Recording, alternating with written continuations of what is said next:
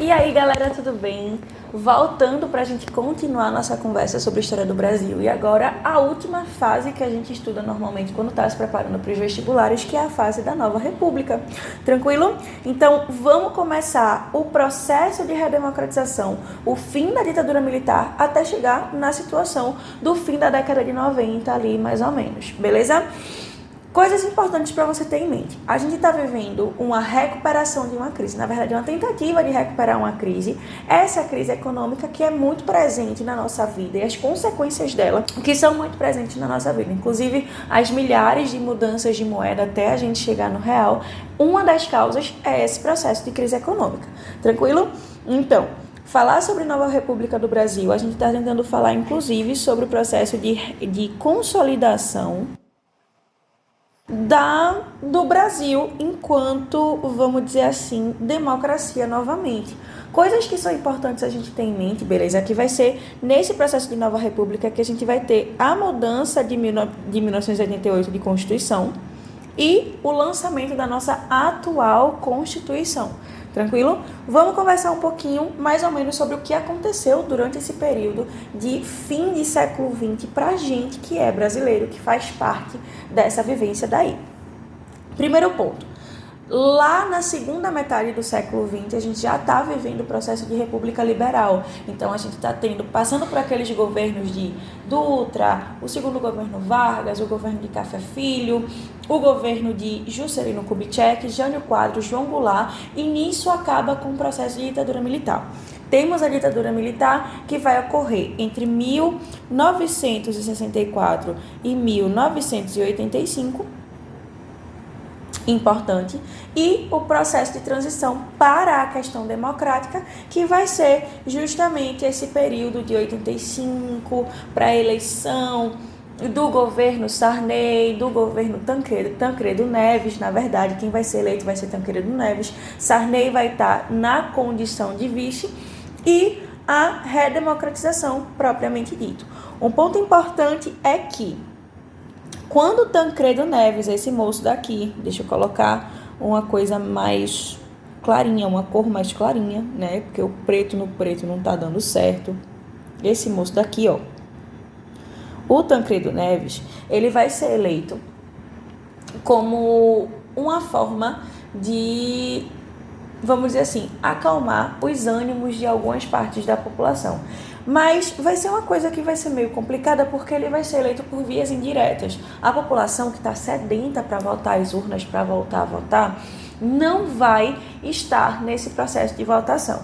Eles não vão votar nesse primeiro momento, porque Tancredo Neves vai ser eleito por vias indiretas, como está escrito aqui. Ele vai ser o presidente da chapa e o vice vai ser José Sarney.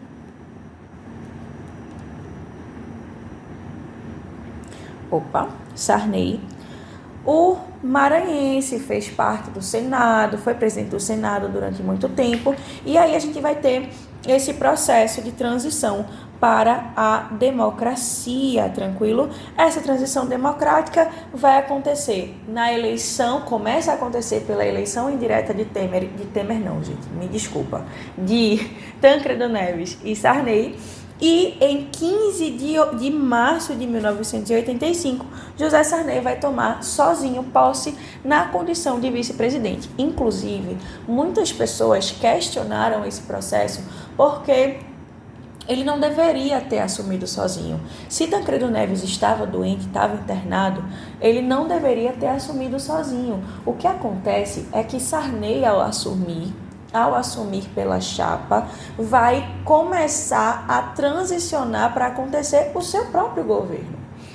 No dia 21 de abril de 1985, Tancredo Neves morre e Sarney, que era o vice-presidente, passa a se tornar o presidente da República. Ele vai ser empossado como presidente da República e vai dar início ao seu governo, que vai enfrentar processos muito duros da crise econômica, vai promulgar a Constituição de 1988 e vai finalizar no ano de 1990 com a eleição de Fernando Collor de Mello. Fernando Collor de Mello vai ser eleito no ano de 1989. Tranquilo? Qual vai ser a ordem dos governos que a gente vai ver agora? Sarney, a partir de 1985. Collor, eleito em 1989. Franco, que vai assumir com o processo de impeachment de Fernando Collor de Mello. E, por último, Fernando Henrique Cardoso, que vai ser o nosso primeiro presidente da República a ser reeleito e a cumprir 2 mandatos seguidos. Tranquilo? E qual vai ser o maior desafio do governo Sarney? Literalmente, os déficits e o processo inflacionário. Essa inflação vai ser o grande pesadelo de Sarney e vai ser o que vai causar, principalmente, as ideias de trocas de moeda, principalmente. A gente vai ter alguns planos econômicos e esses planos econômicos vão gerar essas consequentes e consecutivas trocas de moeda.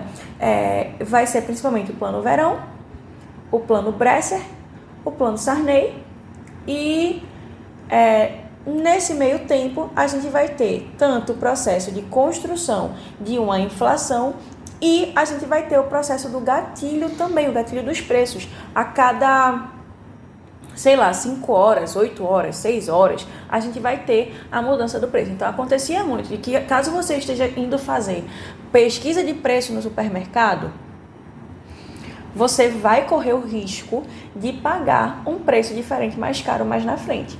Porque a mudança era tão grande que acabou gerando essa problemática para as pessoas. Tranquilo? Dentre outras coisas, temos os déficits causados pelas taxas de inflação. Sendo assim, ele lançou os planos econômicos com o intuito de melhorar a economia nacional.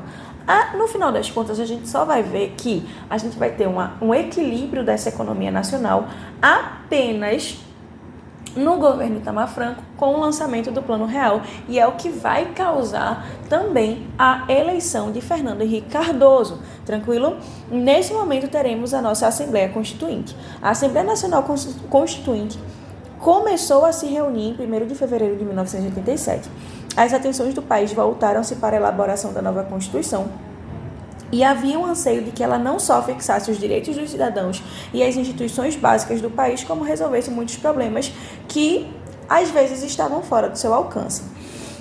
Então, assim, essa Constituição vai refletir um avanço quando a gente fala na extensão dos direitos sociais, e a nossa Constituição, conhecida como Constituição Cidadã, vai ser uma Constituição que vai ser referência, inclusive, para outros países quando eles começarem a empreender as suas reformas políticas. Vai ser nessa mesma Constituição que a gente vai ter o artigo 5º, que muitas vezes é usado erroneamente como forma de mascarar processos de agressão contra outras pessoas na desculpa de ser liberdade de expressão. Então, por exemplo, o artigo 5º ele traz a liberdade de expressão, mas nada que vá ferir moralmente ou fisicamente as outras pessoas. Então, a sua liberdade de expressão, sim, ela tem um limite na lei. Tranquilo? Além disso, vai ser esse mesmo artigo 5º que vai dizer que ninguém é obrigado a nada. Ele vai dizer que ninguém é obrigado a nada, a menos que por força da lei, a menos que exista uma lei te obrigando a fazer alguma coisa. Tranquilo? Nesse processo, a gente também vai estar falando sobre os direitos e deveres coletivos e individuais, e vai ser o que vai enterrar de uma vez por todas todos os vestígios do que um dia foi o governo ditatorial. Tranquilo? Um detalhe importante é o seguinte: até 1988, que foi o lançamento da nossa Constituição, a gente estava vivendo o processo constitucional de 1967. Então, de certa forma, a gente ainda tinha uma certa continuidade do processo de construção, vamos dizer assim, da ditadura militar. Tranquilo? Logo após o governo Sarney, a gente tem o governo de Fernando Collor de Mello. O Fernando Collor de Mello vai ser aquele cara jovem, atlético, que vai ganhar a atenção de todos e a atenção da mídia. Ele vai ser um presidente construído pela mídia, né? Vai trazer esse processo de prometer combater a corrupção e assim por diante, e acabar com os marajás e assim por diante, né? Que é todo esse processo de corrupção. E vai ser o primeiro presidente ao mesmo tempo que vai passar por um processo de impeachment por causa de corrupção.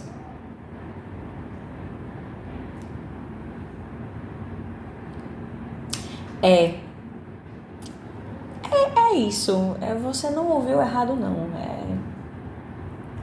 A gente só segue, né? Então, assim, vai ter alguns planos econômicos que não obtiveram sucesso. E o principal plano econômico que a gente tem em mente é o plano Collor, beleza? Plano Collor. Em outras palavras, é o plano do confisco das poupanças. Qual era a ideia? Temporariamente, as poupanças, os excedentes das poupanças seriam confiscados e posteriormente seriam devolvidos. A questão é que na prática, porque é cômico, gente, falar sobre isso, porque assim, na prática, no final das contas, isso não aconteceu. Tiveram pessoas que foram extremamente prejudicadas, e esse processo prejudicial vai ser muito problemático ainda hoje. Pessoas que têm processos na justiça ainda hoje para receber de volta esse dinheiro que foi confiscado e assim por diante. Tranquilo? E aí ele não vai ser bem aceito. Uma das coisas que ele vai tentar fazer é trazer essa força política, trazer essa ideia de que não, a gente vai sim, somos pessoas que vamos construir, não somos, eu não sou corrupto, sendo que a gente vai ter uma coisa que ele não esperava pouco. Pedro Collor, o irmão dele. Vai ser o irmão dele que vai causar toda a conturbação na vida dele, porque vai ser a partir de uma coisa que o irmão dele vai falar, inclusive pra Veja e outras revistas, que vai começar a fazer com que a imagem cristalizada que Collor construiu de si seja destruída aos poucos. Tranquilo? Ponto importante. Vai ser o primeiro presidente a sofrer um processo de impeachment, vai ser afastado do governo no ano de 1992, mais especificamente em outubro de 1992, certo? E teremos também o movimento dos caras pintadas. O movimento dos caras pintadas. Qual é a importância dos caras pintadas? É porque, assim, ele vai tentar apelar para a população que votou nele, né? Ele vai chegar e vai dizer, eu fui eleito, então se eu fui eleito pela maioria, significa que as pessoas ainda querem que eu esteja aqui, certo? Errado. O que é que vai acontecer? O moço vai dizer para todo mundo sair com a camisa do Brasil e no final das contas vai sair todo mundo com a camisa preta e a cara pintada de verde e amarela. Por isso que o nome do movimento lá é o movimento dos caras pintadas. Tranquilo? Com o afastamento de Fernando Collor de Mello, a gente tem a posse de Itamar Franco. Gente, eu acho essa foto de Itamar Franco tão fofinha. Ai, um velhinho fofinho. Quem não te conhece, que te compre, né? Vamos lá. Teremos Itamar Franco assumindo interinamente a presidência em outubro de 92. E vai ser Itamar Franco que vai concluir o governo dessa chapa. Vai ser nesse governo que vai ter o plano real acontecendo. Então, a gente vai ter a mudança de moeda para unidade real de valor, o URV, certo? Unidade real de valor para o real. O que é que isso vai acontecer? O que é que isso vai fazer e por que é que a gente vai ter essa URV, Unidade Real de Valor? Basicamente, vai ser pensado o que não foi pensado nos planos econômicos de Sarney, o que não foi pensado nos planos econômicos anteriores. Ao invés de a gente fazer uma mudança seca de moeda, a gente vai ter uma preparação prévia do mercado. E essa preparação do mercado vai fazer com que, aos poucos, haja a transição para que o real saia equiparado com o dólar. Sim, houve um momento, em tempos longínquos, que o real foi de 1 para 1 com o dólar. Nem parece que é verdade, né? A gente já está vendo o dólar a não sei quantos reais. Acho que hoje está uns R$5, mais ou menos. Acho que um pouquinho mais ou um pouquinho menos. Estamos nessa média, né? E ele vai possibilitar, vai ser o primeiro governo que vai ver, de fato, uma estabilidade no processo econômico do Brasil. Mais uma vez, o ministro da Fazenda que vai estar à frente desse processo vai ser Fernando Henrique Cardoso, e é dele que a gente fala depois, o Fernando Henrique Cardoso, o nosso presidente, antropólogo, sociólogo, certo? Nosso presidente acadêmico. E vai ser eleito com o sucesso do Plano Real. É isso, gente, essa é a realidade e as pessoas têm que aceitar esse processo. Ele vai ser eleito por causa do Plano Real. Vai ser o primeiro presidente a ser reeleito no Brasil e vai ser o presidente representante das grandes privatizações. Teremos inúmeras privatizações. Inúmeras, certo?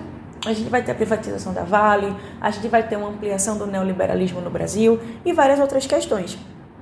Teremos a lei de responsabilidade fiscal, que inclusive vai ser o principal argumento para o segundo processo de impeachment que a gente vai ver na nossa história, que é o processo de impeachment de Dilma Rousseff. E ele vai trazer alguns projetos, inclusive projetos que vão ser também de autoria da esposa dele, primeira-dama, Ruth Cardoso, como o Bolsa Escola, o Vale Gás e o Vale Alimentação. Além de algumas problemáticas sociais, como o massacre do Eldorado de Carajás. Eu acho que vai ser um dos principais movimentos que vai trazer problemáticas ao governo de Fernando Henrique Cardoso. E se a gente for conversar com a geração que era adulta na década de 90, eu particularmente nasci no final da década de 90, não vi absolutamente nada desses governos acontecerem, né? Algumas pessoas vão falar muito. O primeiro governo de Fernando Henrique Cardoso foi muito bom. O segundo governo já não foi tão bom. Porque já vai ser um governo com mais problemáticas sociais e assim por diante. Tranquilo? Gente, espero que vocês tenham compreendido a aula de hoje. Espero que vocês tenham curtido. Por favor, curte a aula, se inscreve no canal, compartilha com seus amigos, assiste às aulas anteriores que elas são muito importantes para você entender e até a próxima.